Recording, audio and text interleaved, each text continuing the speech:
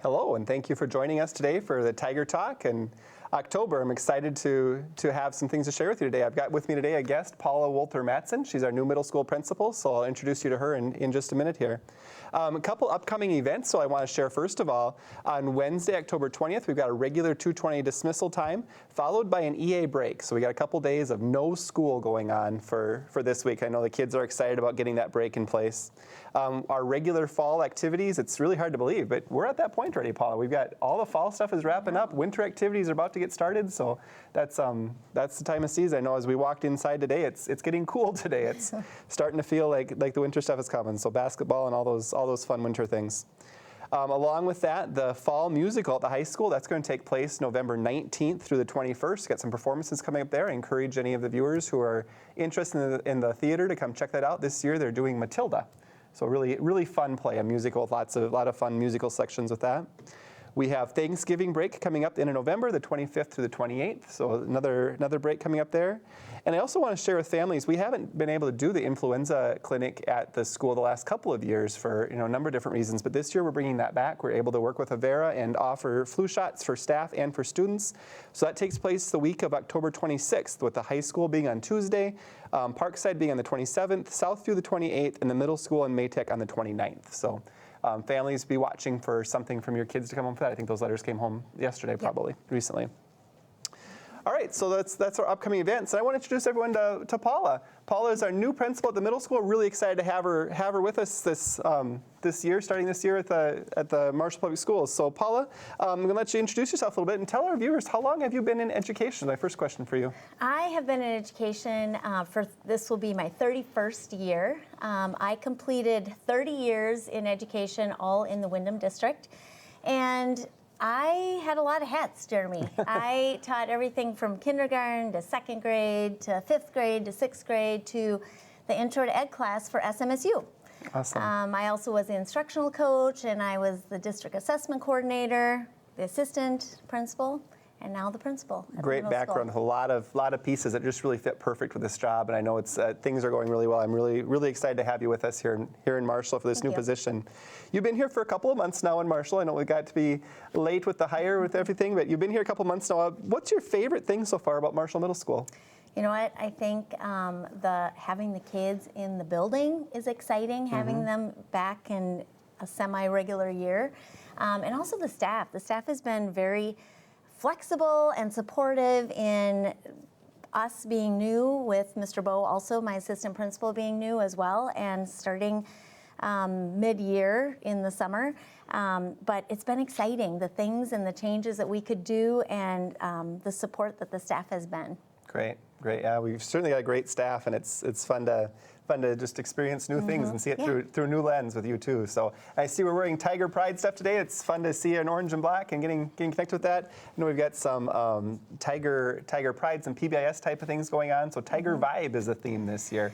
Anything you want to share about that? Yeah, so we decided, we talked, and we decided to go with the theme of Tiger Vibe. So I have the Staff Weekly, which is the Tiger Vibe for staff, as well as the monthly newsletter that I sent out, which is the Tiger Vibe for families. And so we now have shirts that are also matching our Tiger Vibe theme for the middle school. Fun, make those connections for staff and students, so great. Well, Paula's here today. We're going to talk about a program that's been in place in the middle school for a while, but just kind of a focus area as we're really thinking about through COVID and all the changes that took place and this learning loss or learning gap that we see with some kids, and how do we target individual needs of kids, identify where kids are at and what supports they need to really help them be successful. So we've got something in place in the middle school called academic support. Home and family support, academic support, and these staff members that are really there to help support kids and help them be successful in meeting standards and behaviors and a bunch of things. So that's what we're going to talk about today a little bit. And I know it's something that you're passionate about, meeting kids' needs. You've talked about instructional coaching being a passion of yours and a background you've had. So a great connection as we're meeting these needs with the kids. So let's just start. Share with our viewers, what does academic support mean? Like, what is that program? So I'll tell you a little bit how it started. It was about 10 years ago, and it was considered the home and academic support. And really, the program was meant to bridge the gap in between the home support as well as the school. Now it has transformed into more so academic support, which is basically additional support for those students to help them be proficient in the standards. So for those kids that just need that little extra boost to get that support so they can be successful in their standards and reaching proficiency for that. Great. So we've got staff members that this is the job they do, is this support person. That's awesome. Tell me, like, are these teachers? Are these, like, I know we talk about the paraprofessionals in classes. Yep. Who is it that's doing this work? So we have non-certified staff that are hired. We have 4 of them for academic support that are providing the services for the students. So each academic support staff person is delegated to a grade level. Okay. So for instance, specifically, our academic support staff that is servicing the 8th graders is Beth Ralsema. And she has been here for 8 years in this role. And she is doing a great job. What she loved is she started with 5th grade, and she has followed those students like to 6th grade and then 7th grade and 8th grade. And when I say followed the students, the grade level in general, not just specifically those students, but that has allowed for any of these academic support staff to build that relationship and those connections with the students. Perfect. So with Beth, because of her interest and her passion with this, it has also sparked with her to go back to school, and she is now applying into the Intro to Ed classes and the program at SMSU to get her teaching license. For 7th grade, our academic support person is Bryce Evans. She has been with us 1 year last year, and she is now with the 7th grade, so it was last year's 6th grade. And her favorite part also, I would say, is building those connections with the kids. We have 2 new academic support staff this year. The 6th grade person is Xiomara Garcia Lopez, and she also is taking classes at SMSU, and she is going for social work.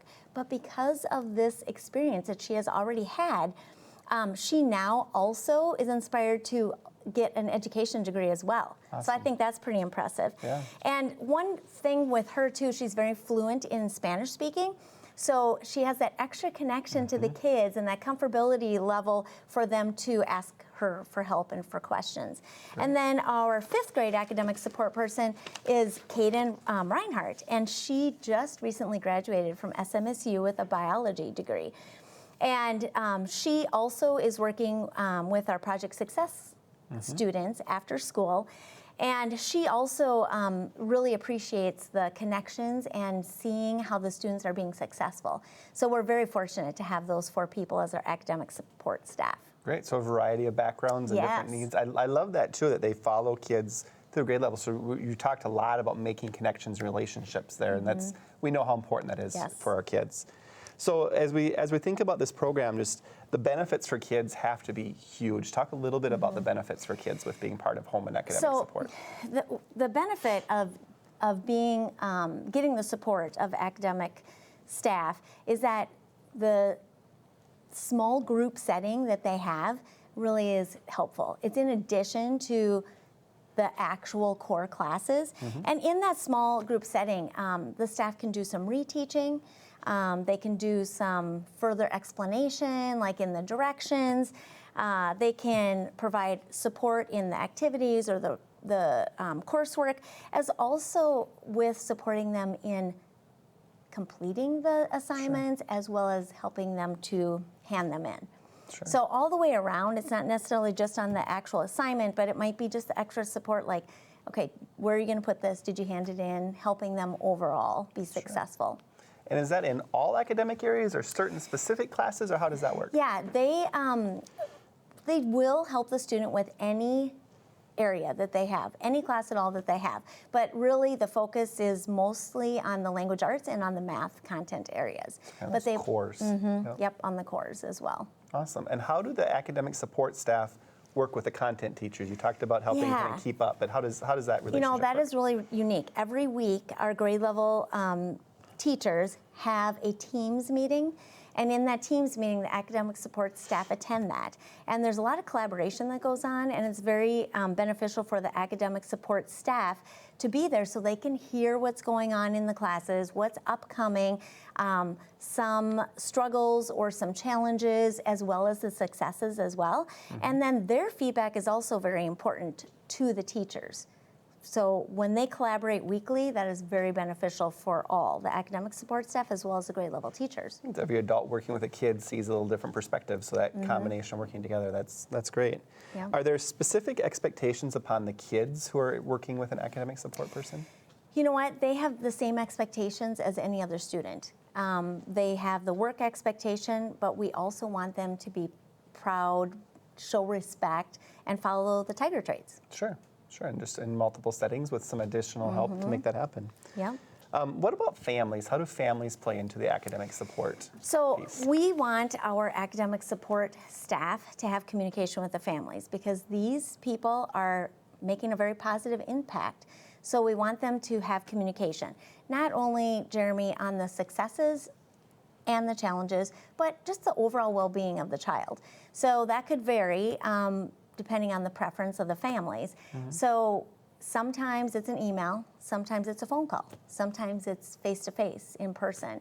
I know that because of the connections and the relationships that are built with the staff and the students, the families get familiar with them. So a lot of times they reach out to the academic support staff, even if it doesn't pertain to something specifically that they're working on, just because they're comfortable with them. A familiar name and face Yep. to make that connection. Absolutely. Great, and it's all about supporting kids to be successful in school.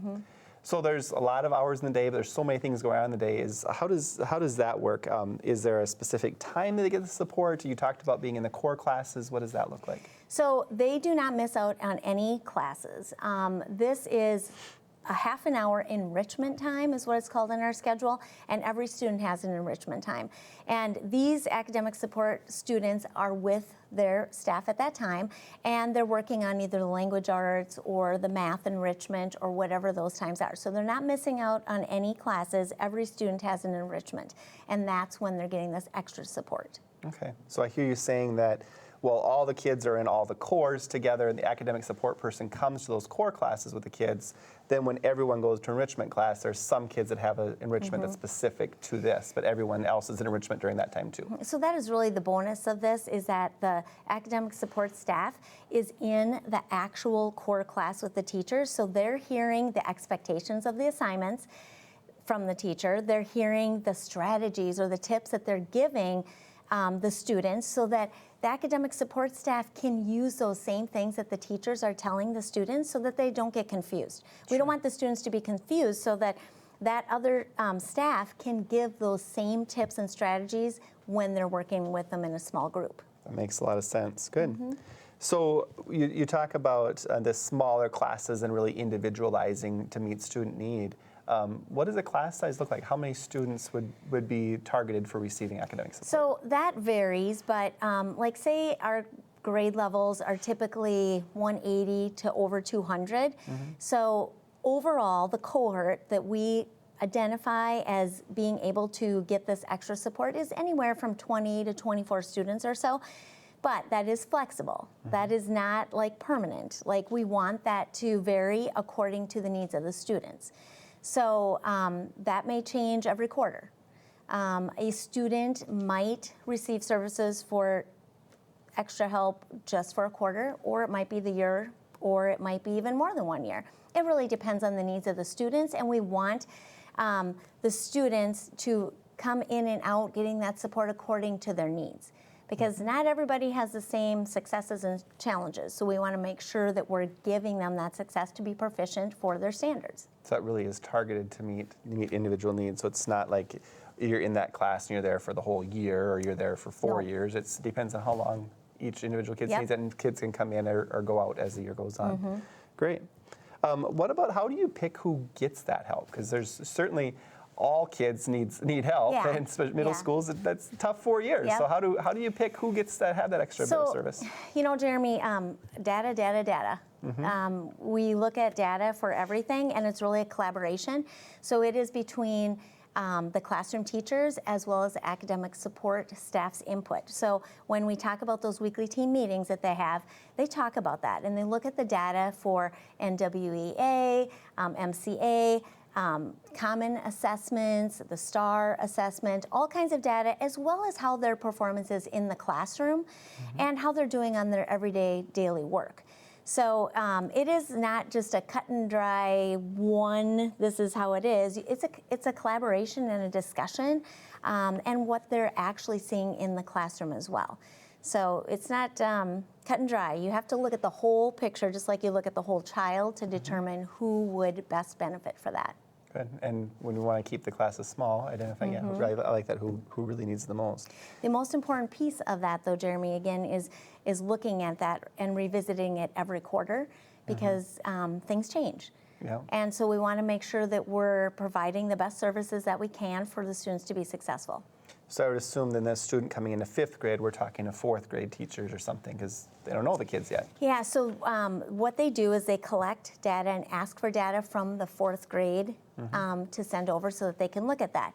Now, it's a little tougher with 5th grade coming in because we don't know the students, so it takes a little time for them to determine who is going to need that. They have the baseline data, but they need to get to know the students as well, too.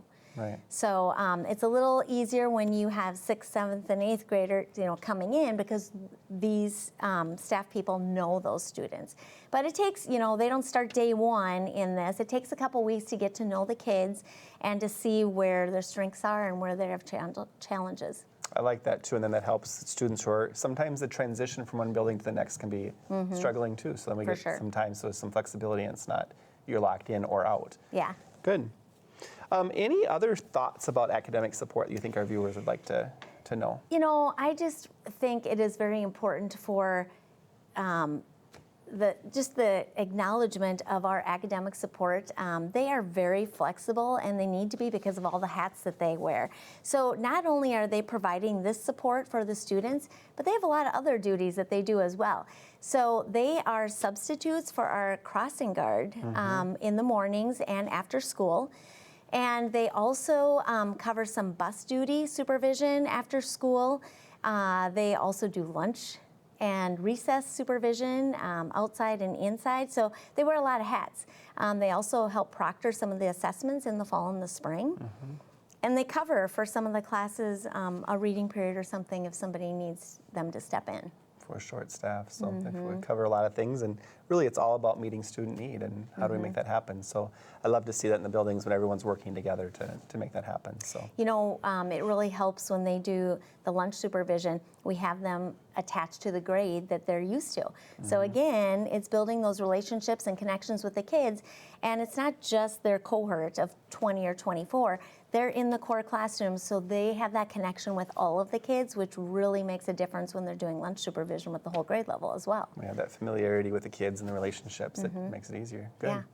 Along those lines, something else I want to mention to our viewers today too is you talk about covering classrooms and some of those other things. We are always short on substitute staff, but this year, as much as anything, we really need some help there. So, there's a lot of different positions. You think about substitutes. I think people think about teachers. I don't want to be in high school math. Well, we need substitutes in all classrooms at all levels, and not just teachers, but in the paras and the classroom aides and the crossing guards and the cooks and the bus drivers. And we need help kind of all over the place. And we are as short this year as we've ever been. So just encourage anyone who's watching this and thinking, maybe I could help something out in the school, or I have some questions about that. Encourage you to give our office a call, and we can talk to you a little bit about what that looks like and what requirements are around it and that kind of thing. Because we certainly would appreciate any help we can get there. So call the district office at 537-6924. You can ask for Kate. She's our human resources person, and she can help kind of answer questions you have about that, or certainly reach out to any of us, and I'd be happy to visit about that too, because we would love to have that conversation with you. So, well, Paula, I thank you for joining us and talking about academic support. Sounds like a great program, and nice way to support kids' needs at the middle school, and certainly other buildings have similar types things too. But every building's a little unique in how they run it. So I appreciate you learning the program that quickly well enough to explain it to everyone, and then coming and having that conversation. So, and welcome to Marshall. Thank you. Yeah, thank you everyone for tuning in to Tiger Talk.